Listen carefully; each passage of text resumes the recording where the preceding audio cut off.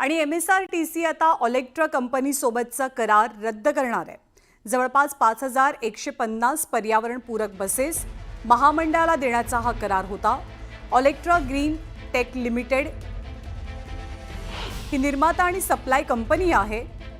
Event trans या operator कंपनीला MSRTCनं आता एक अंतिम नोटीस जारी केली आहे। करारानुसार दरमहा 250 बसेस सप्लाय करण्याचं निश्चित झालेलं आहे। मात्र 6 वर्षाचा विचार केला तर केवळ 238 बसेसचाच पुरवठा संबंधित कंपनीकडनं केला गेलाय। करारानुसार जर आतापर्यंत विचार केला गेला तर जवळपास 1250 बसेसचा सप्लाय व्हायला हवा होता, पण ते चित्र दिसत नाहीये। त्यामुळे परिवहन मंत्री प्रताप सरनाईकांनी अधिकाऱ्यांना आदेश दिलेत आणि MSRTC आता ऑलेक्ट्रा या कंपनीसोबतचा करार रद्द करणार आहे। प्रशांत बाग आपल्याला अधिक माहिती देतील। प्रशांत, काय निश्चित केले सरकारनं?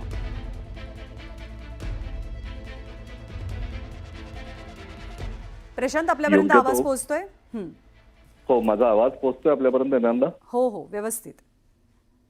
नंदा, 3 गोष्टी या पूर्ण करारात आहे। एक म्हणजे की वेळेवर सप्लाय करता येणं हे सगळ्यात महत्त्वाची भूमिका होती, पण ते कंपनीकडनं पाळण्यात आलेलं नाहीये। हे तर नक्कीच सत्य आणखीन उघड झालेलं आहे।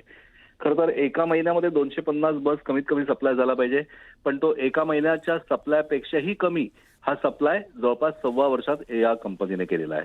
पण या सगळ्या विषयातली दुसरी बाजू आपल्याला बघता येणं सगळ्यात महत्त्वाचं आहे, कारण ज्यावेळेस पर्यावरणपूरक बसेस करायचा निर्णय झाला तर त्याच वेळेस त्याच्या बॅटरीचं प्रोडक्शनसाठी सगळ्यात महत्त्वाचा एक प्लांट आपल्या भारतात लागू होणार होता। तो प्लांट मात्र काही उभं राहिला नाही चायनासोबतच्या समन्वयाने। पण असं जरी असेल तरी कंपनीच्या माध्यमातून याबाबत कोणताही योग्य तो खुलासा करण्यात आला नाही। अशा प्रकारची भूमिका परिवहन मंत्री आणि MSRTCचे अध्यक्ष प्रताप सरनाईक यांनी घेतली। या सगळ्या प्रकरणामध्ये अजून बऱ्याच घडामोडी घडायच्या अपेक्षित आहे, कारण आता MSRTCला करार रद्द करण्याचं म्हटलं तर हे 200% प्रकरण मुंबई उच्च न्यायालयात पोहोचणार यात कोणतीही शंका नाही।